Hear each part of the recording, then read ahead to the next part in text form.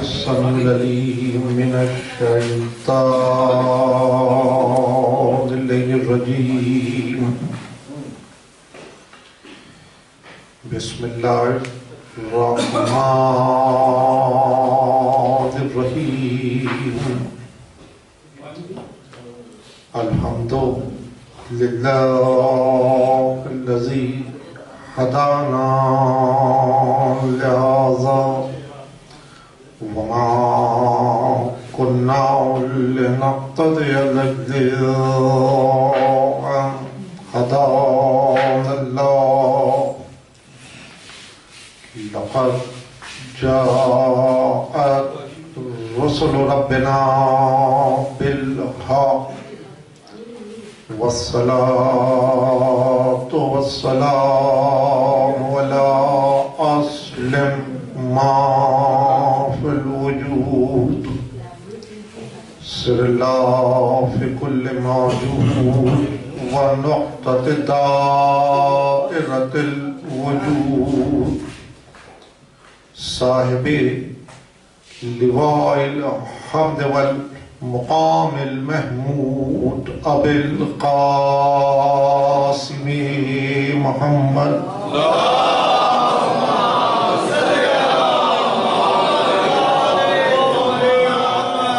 وآله الطيبين الطاهرين المعصومين المظلومين الذين غضب الله عنهم الرجس وطهرهم تطهيرا.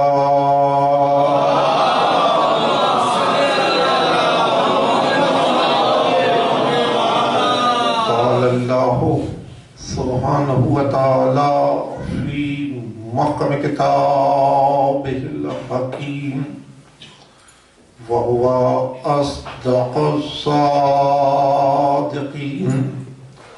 بسم الله الرحمن الرحيم. إنا آتيناك الكوثر فصل لربك وانحر إن شانئك هو الأبتر. صلوات.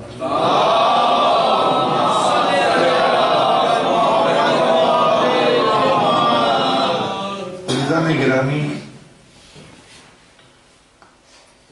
آغاز کلام میں تمام مومنین کے توسل سے عالم انسانیت کو مبارکباد پیش کرتا ہوں اور خصوصیت سے حضرت حجت صلوات اللہ علیہ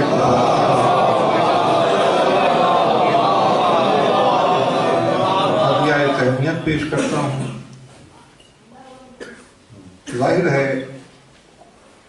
کہ اتنی دلربا منقبت گزاری اور اتنے مرصع اشعار کے بعد کسی نثری کلام کی تفصیل کی ضرورت باقی نہیں رہتی ہے. سرنامے میں جو سورہ میں نے تلاوت کرنے کا شرف حاصل کیا، میں بالیقین کہتا ہوں کہ قلب مومن اس کے ترجمے سے بخوبی آگاہ ہے، لیکن اپنی راہ کو مرصع کرنے کے لیے اس مکالمے کے ساتھ آگے بڑھ جاؤں کہ خالق نے جو خیر کثیر ختمی مرتبت کو عطا کی تھی، اس کی آج ایک کلی مسکرائی ہے.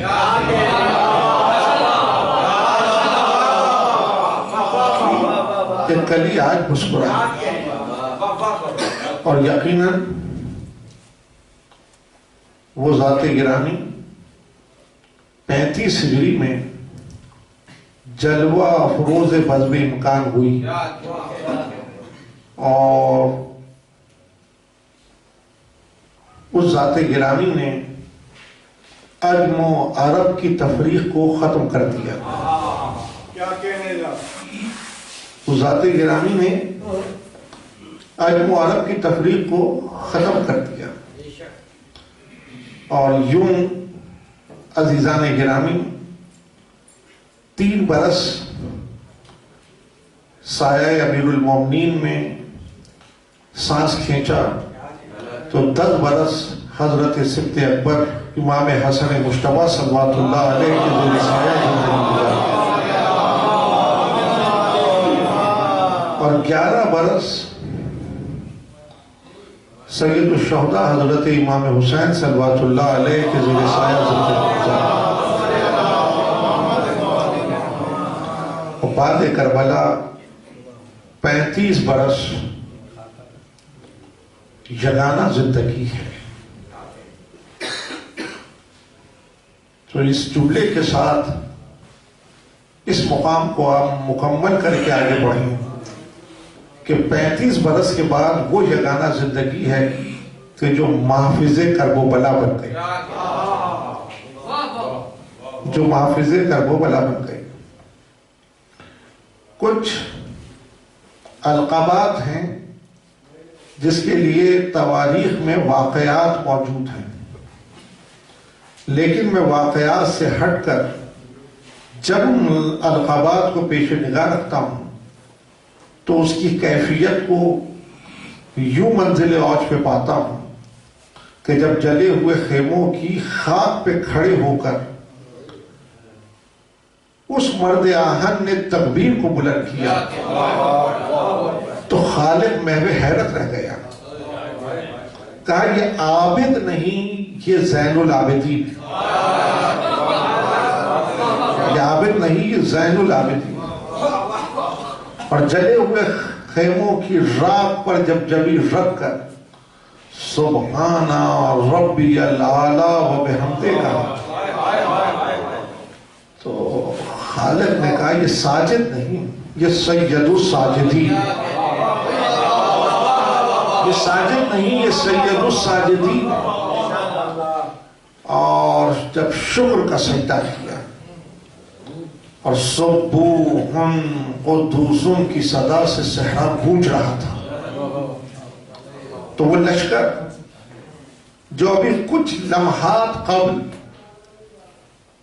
خیموں کو تہوبالا کر چکا تھا اور بربریت کی وہ تصویر پیش کر چکا تھا کہ تاریخ نے کبھی ایسی تصویر نہ دیکھی ہو، لیکن اس سجدہ شکر میں وہ قوت تھی کہ کسی میں جرت نہ تھی کہ جو قدم آگے بڑھا دیتا، اس شکریہ میں وہ طاقت تھی کہ کسی میں جرت نہ تھی کہ کوئی قدم آگے بڑھا دیتا۔ سحر طالع ہو رہا تھا اور صحرا سبوحن قدوسن کی صدا سے گونج رہا تھا تو خالق نے کہا یہ شاکر نہیں ہے، یہ سید الصابرین ہے، یہ سید الصابرین ہے۔ صبح سے ڈھلتے ہوئے آفتاب کے ساتھ 72 مرتبہ سید الشہداء نے لاشا اٹھا کر شکر کیا تو خالق نے ان کے شکریہ میں اضافہ کیا، اور وہ اضافہ بصورت علم ہوا، بصورت حیات ہوا، وہ اضافہ بصورت علم ہوا، بصورت حیات ہوا۔ لیکن ڈوبتے ہوئے آفتاب کے ساتھ اور 11ویں کے سحر کے طالع ہوتے ہوئے وہ سجدہ شکر جو سید سجاد نے کیا اس نے حیات کو فیروزہ کر دیا، اس نے حیات کو فیروزہ کر دیا۔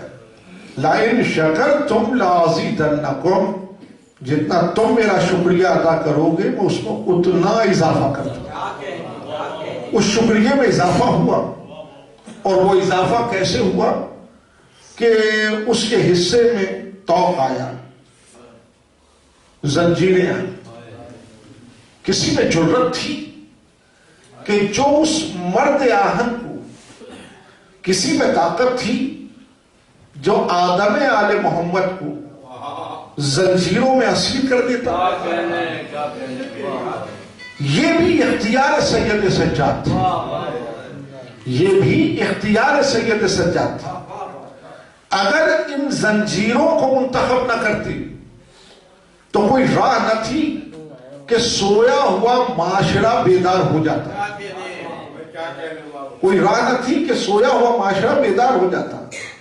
سید سجاد نے زنجیر کو منتخب کیا اور زنجیروں کو منتخب کر کر جب قدم آگے بڑھایا تو شور زنجیر میں اتنی قوت تھی کہ سویا ہوا زمانہ جاگ رہا تھا.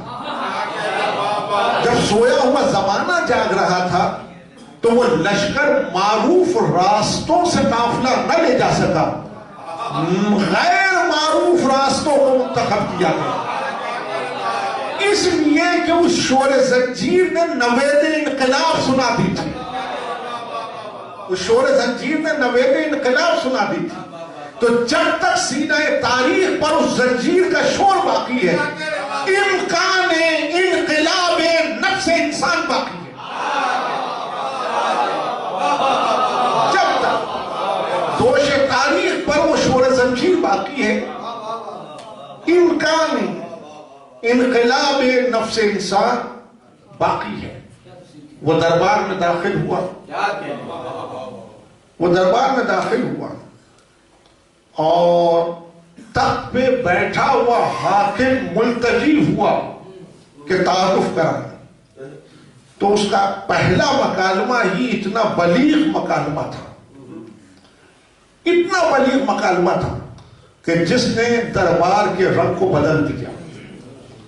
یعنی جب وہاں سے یہ صدا آئی کہ یہ قیدی اپنا تعارف تو کرائے, تو علی عبد الحسین نے قدم آگے بڑھاتے ہوئے کہا کہ اگر تو کہتا ہی ہے تو اجازت دے, میں لکڑیوں کے ڈھیر پہ سوار ہو کے اپنا تعارف کراؤں. یعنی سید سجاد نے رنگ دربار بدل دیا. حاکم یہ سمجھ رہا تھا کہ ہم نے منبر رسول کے اوپر قبضہ کر دیا, لیکن سید سجاد نے قیامت تک کے لیے اس سطر کو بھی سینہ تاریخ پر مرتسم کر دیا کہ اگر ملوکیت کے قدم آ جائیں تو یہ لکڑیوں کا ڈھیر ہے, اور معصوم قدم رکھ دیں تو یہ منبر رسول ہے. معصوم قدم رکھ دیں تو یہ منبر رسول ہے. کوئی تفصیل نہیں عرض کر سکوں, لیکن وہ خطبہ بھی آفاقی ہے, وہ خطبہ بھی آفاقی ہے. لیکن ایک مکالمہ ضرور ہدیہ کرنے کا, کہا تو مجھ سے میرا تعارف پوچھ رہا ہے تو سن, بسم اللہ ہمارا افتتاحیہ ہے اور بلغ ہمارا اختتامیہ ہے. بسم اللہ ہمارا افتتاحیہ ہے اور بلغ ہمارا اختتامیہ ہے. اور اس دربار میں جہاں اس وقت جتنی پھیلی ہوئی دنیا تھی اس کی تمام نمائندگی موجود تھی, اس بھرے دربار میں سید سجاد نے غضب کا مکالمہ کیا. کہنے لگے کہ اس مجبور دنیا کو جمع کر کر تو یہ مشاہدہ کرانا چاہتا ہے کہ ہم مجبور ہیں. اس مجبور دنیا مجتمع کر کر تو یہ دکھانا چاہتا ہے کہ ہم مجبور ہیں. مگر سن, تو نے فقط مجھے دربار میں چادریں مانگتے ہوئے دیکھا, لیکن اگر میں مانگنے پر آ جاؤں تو فلک سے لے کے کربلا تک ایک رات کی مہلت مانگوں, اور اگر دینے پر آ جاؤں تو دریا پہ قبضہ کر کے پیاسا سو جاؤں. اگر دینے پر آ جاؤں تو دریا پہ قبضہ کر کر پیاسا سو جاؤں. دنیا نے اسے قیدی سمجھا, جیسا کہ شعراء نے اپنے کلام میں اس رخ کو باندھا ہے مختلف زاویوں سے. دنیا نے اسے قیدی سمجھا. وہ قیدی نہیں تھا, وہ قیدی نہیں تھا, وہ تو انسانیت کو آزاد کرنے کے لیے آیا. دنیا نے اسے بیمار دیکھا, وہ بیمار نہیں تھا. کسی موقع پہ میں نے تفصیل سے گفتگو کی ہے کہ کہ معصوم بیمار نہیں ہوتا. معصوم کی بیماری اختیاری ہے. زبان قرآن میں اسے مکر کہا جاتا ہے. میم کاف رے مکر، تدبیر، اصلاح نفس انسان کا راستہ. معصوم کی بیماری مجبوری نہیں، اختیاری ہے. معصوم کی اس راہ کو زبان قرآن میں مکر کہا جاتا ہے. یعنی سید سجاد نے اس راہ کو اس لیے منتخب کیا کہ قیامت تک دنیا جسے بیمار کہے، لیکن وہ ایک بیمار قیامت تک آنے والے بیماروں کی شفا کا ضامن بن جائے. قیامت تک آنے والے بیماروں کی شفا کا ضامن بن جائے. وہ ڈوبتے ہوئے آفتاب کے ساتھ صحرا سے چلا اور کتنے راستوں، کتنی بستیوں سے گزرا، لیکن حضرت عروج بجنوری کے 2 مصرے پیش نگاہ ہیں. ہدیہ کرتا ہوں. آپ نے کہا تھا کہ زنجیر و سلاسل میں چلا ہے جو سوئے شام. زنجیر و سلاسل میں چلا ہے جو سوئے شام، ذہنوں کا مسیحا ہے وہ بیمار نہیں.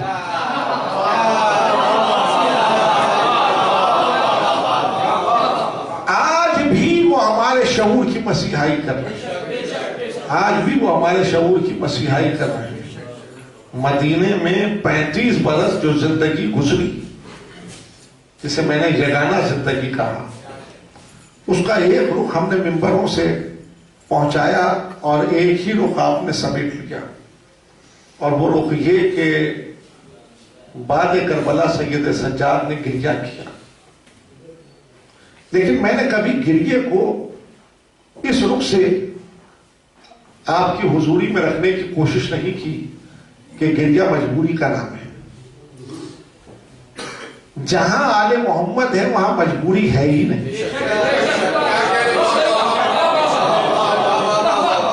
اس صدر کو محفوظ رکھیں. جہاں آل محمد ہے وہاں مجبوری ہے ہی نہیں.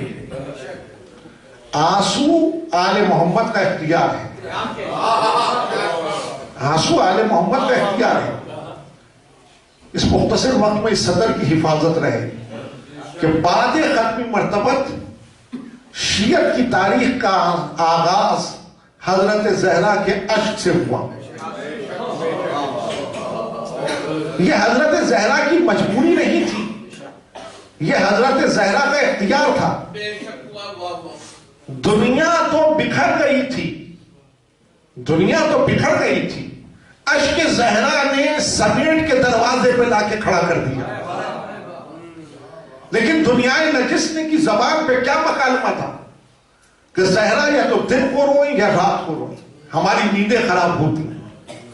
یعنی یہ مکالمہ بھی اس بکھری ہوئی دنیا کو مجتمع کر کر انہی کی گم زبانوں کو گویائی دے کر تاریخ کے سینے کے اوپر رقم کر دیا کہ آنسو سونے نہیں دیتا، جگائے رکھتا.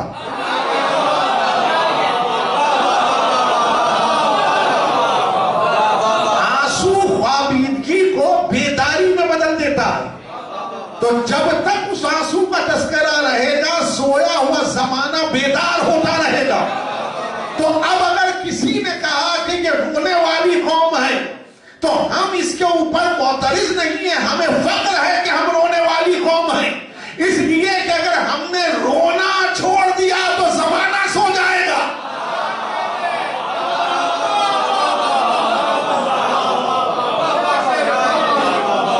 اگر ہم نے رونا چھوڑ دیا تو زمانہ سو جائے گا.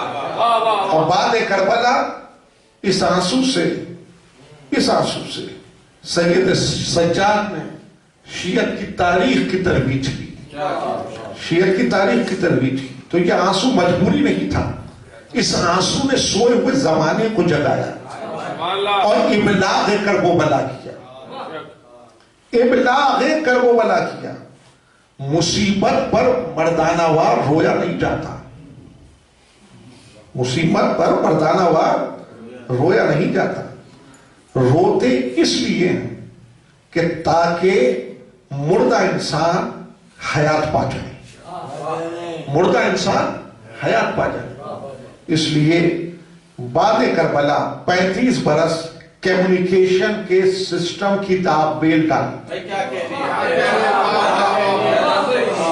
ایک تفصیل ہے اس کی، اور میں طلبہ سے کہوں گا کہ اس رخ سے بھی اوراق تاریخ کو الٹ کر دیکھیں کہ علی ابن الحسین نے بعد کربلا کمیونیکیشن کے سسٹم کی داغ بیل ڈالی، بلکہ اس کو باقاعدہ ماڈرن جدید خطوط کے اوپر استوار کیا.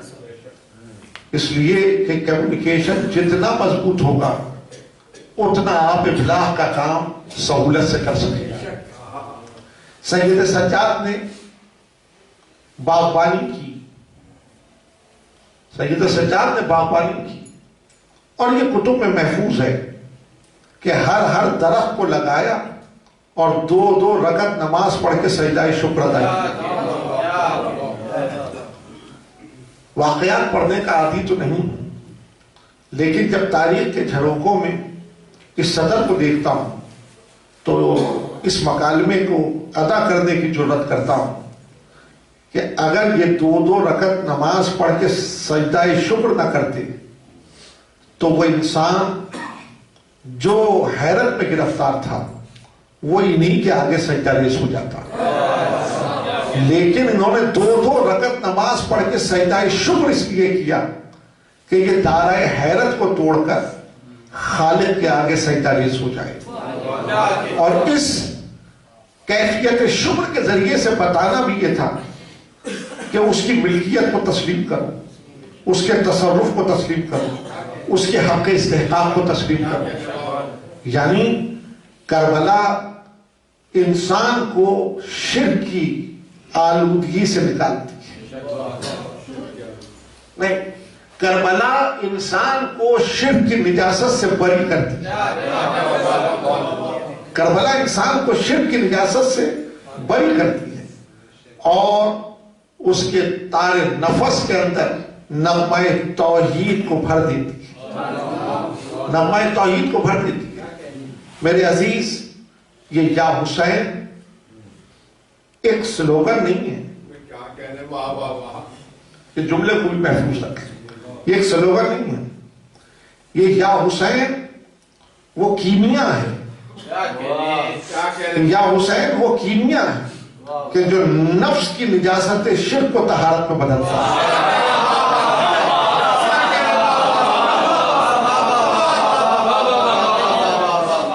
دیکھیے، میں بڑی ذمہ داری سے بات کر رہا ہوں اور کوئی مشکل گفتگو نہیں کر رہا.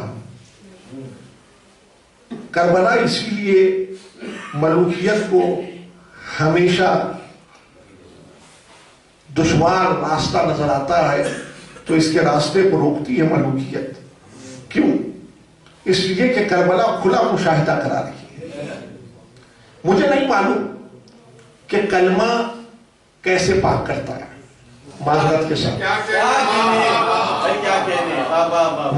ساتھ میں کہتا ہوں، مجھے نہیں معلوم کلمہ کیسے پاک کرتا ہے. کربلا میں یہاں وسیع القلبی سے کہتا ہوں، دونوں طرف کلمہ ایک تھا، لیکن ایک طرف نجاست تھی اور ایک طرف طہارت تھی.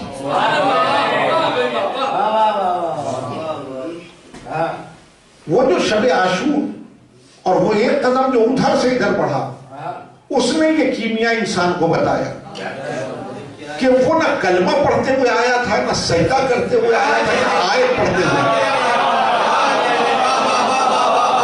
وہ ایک لفظ یا حسین کہہ کر ادھر سے ادھر آیا. خباثتیں کلمہ پڑھتی ہیں مر جاتی ہیں، طہارت سانس کھینچتی ہے باقی رہ جاتی. تو اس جملے کو میرے محفوظ رکھا جائے کہ نماز پڑھیں، مصلی پہ قدم رکھیں، یا حسین کہتے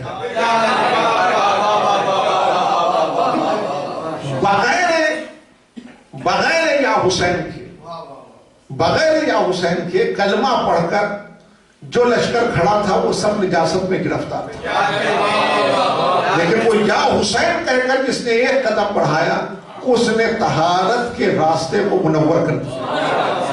طہارت کے راستے کو منور کر دیا. سید سجاد نے 35 برس باغبانی کی، درخت لگائے، شکر پہ شکر، عبادت میں زندگی، اور وہ پشت جس پہ دروں کے نشان تھے اس پہ اناج لاد کے چلے اور مخلوق خدا میں تقسیم کر رہے تھے۔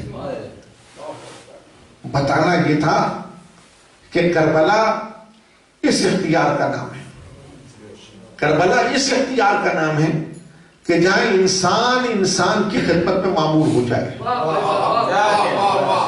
جہاں انسان انسان کی خدمت میں معمور ہو جائے، انسان انسان کے قریب ہو جائے، انسان انسان کے قریب ہو جائے، انسان انسان کی خدمت میں معمور ہو جائے۔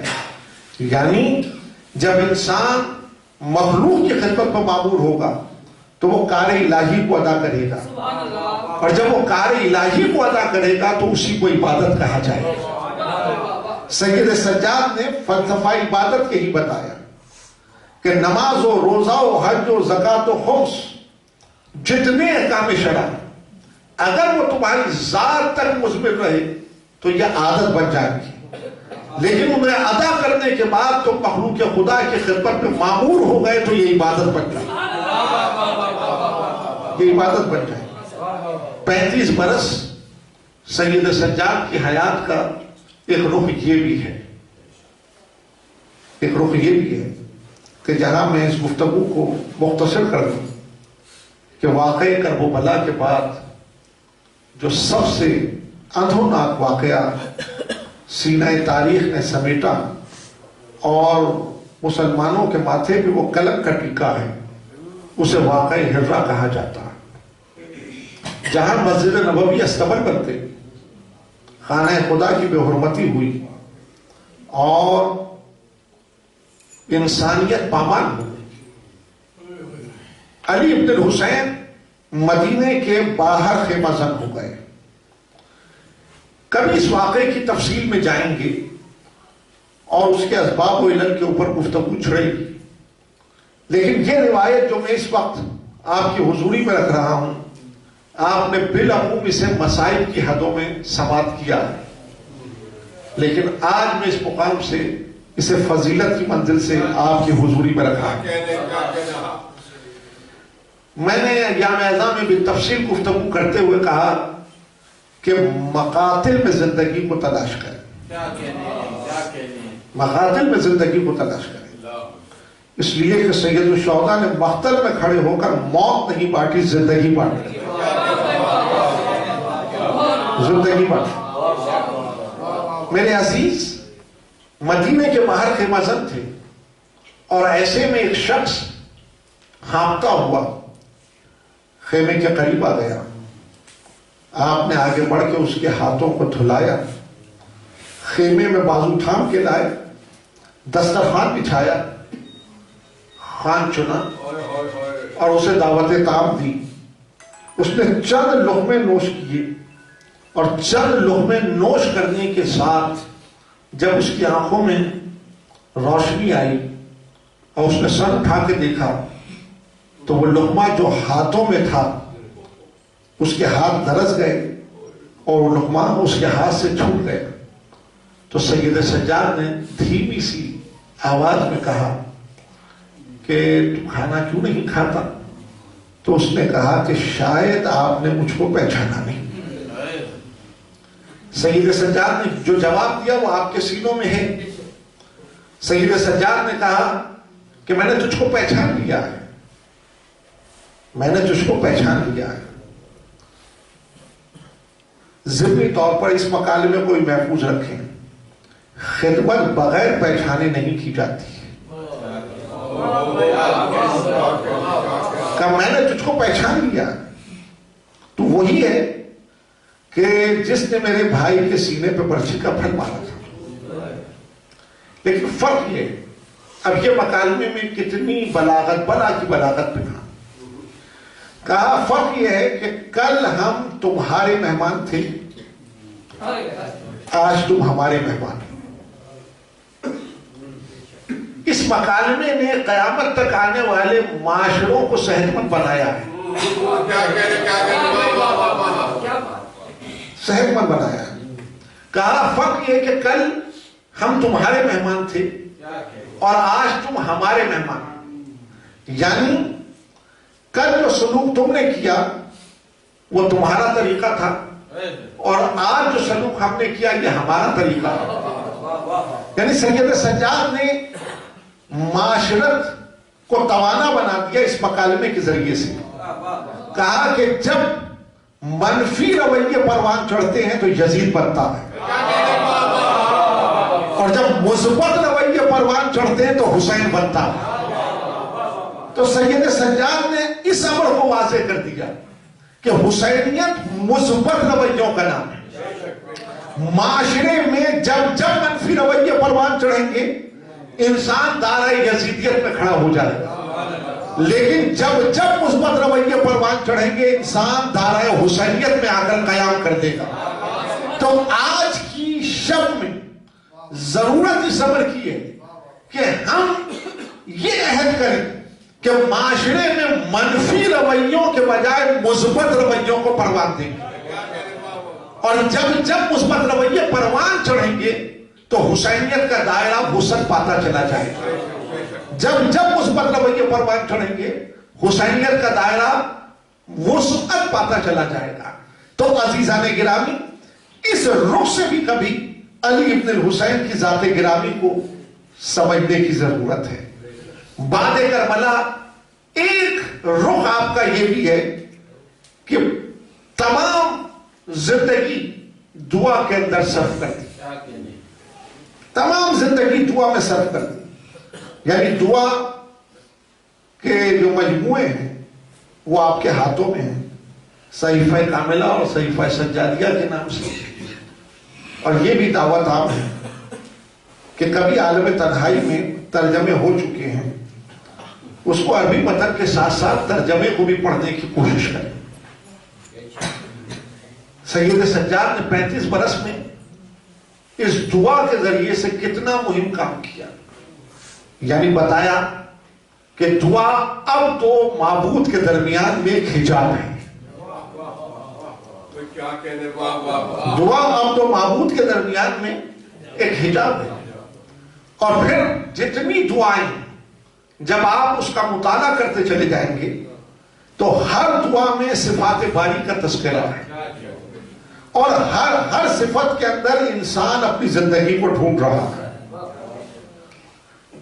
یہ جملے کو مطالعے میں لے کر آئیں کہ ہر دعا میں صفات باری کا تذکرہ، اور ہر صفت میں انسان اپنی زندگی کو ڈھونڈ رہا ہے، یعنی خالق کو خارج میں تلاش کرنے والے اپنے اندر تلاش کریں،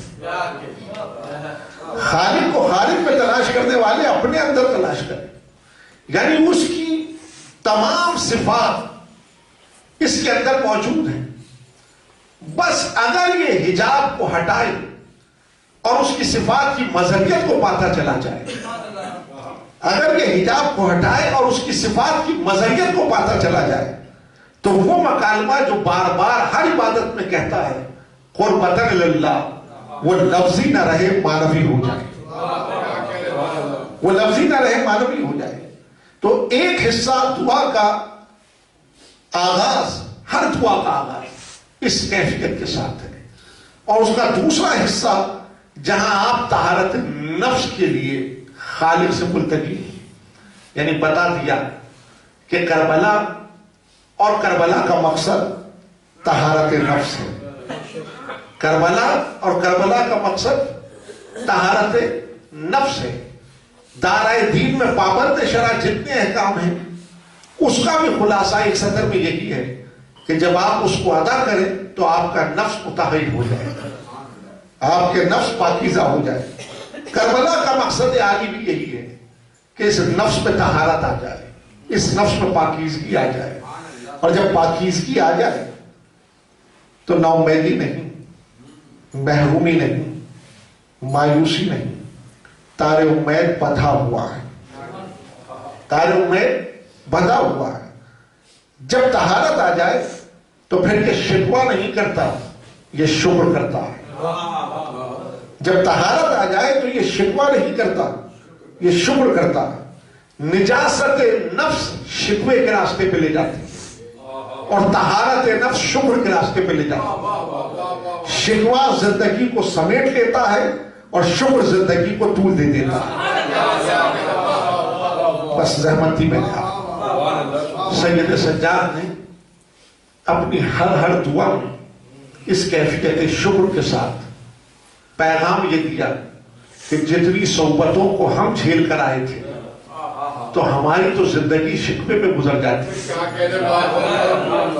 ہماری تو زندگی شکوے میں گزر جاتی, لیکن ہر دعا میں اس کیفیت شکر کا اعلان اس امر کے اوپر دلیل دے رہا ہے کہ کربلا شکوے کا نام نہیں, کربلا شکر کا نام. تو یا حسین کہہ کر بھی اگر شکوہ کیا تو یہ لفظی تھا, لیکن اگر یا حسین کہہ کے شکر کرو گے تو یہ معنوی ہو جائے. بس دعا یہ کرتا ہوں خداوند علی اعلیٰ آج کے اس مولود کے صدقے میں ہمارے کلمات لفظی کو معنوی بنا دے. پروردگار آج کے مولود کے صدقے میں حاضرین محفل کی تمام حاجات شریعہ کو پڑھنا. پروردگار آج کے مولود کے صدقے میں بانیان محفل کی توفیقات میں اضافہ فرما. پروردگار آج کی محفل کے صدقے میں ہمارے اموات گزشتگان کی مغفرت فرما, ان کے گناہان کبیرہ و صغیرہ کو معاف فرما. پروردگار آج کے مولود کے صدقے میں جسے بیمار کہتے ہیں اسی بیمار کا واسطہ دے کر میں ملتجی ہوں کہ جہاں جہاں مومنین و مومنات بیمار ہیں, بالخصوص غفران بھائی علیل ہیں, دعا فاضلی صاحب علیل ہیں, دعا فرمائیں کہ پروردگار سب کو صحت کاملہ اور عاجلہ. پروردگار آج کے مولود کے صدقے میں جو بے روزگار میں روزگار عطا فرما, جو برسر روزگار ہیں ان کے رزق و برکت عطا فرما. پروردگار آج کے مولود کے صدقے میں میری ملت کے نوجوانوں کو نعمت علم سے مالا مال کرتے. پروردگار آج کے مولود کے صدقے میں مقامات مقدسہ کی حفاظت فرما. پروردگار آج کے مولود کے صدقے میں ملت کو متحد رکھ, مملکت کی حفاظت فرما. ظہور حضرت حجت میں تاجیل فرما. ان اللہ و ملائکتہ یصلون علی النبی یا ایھا الذین آمنوا صلوا علیہ وسلموا تسلیما.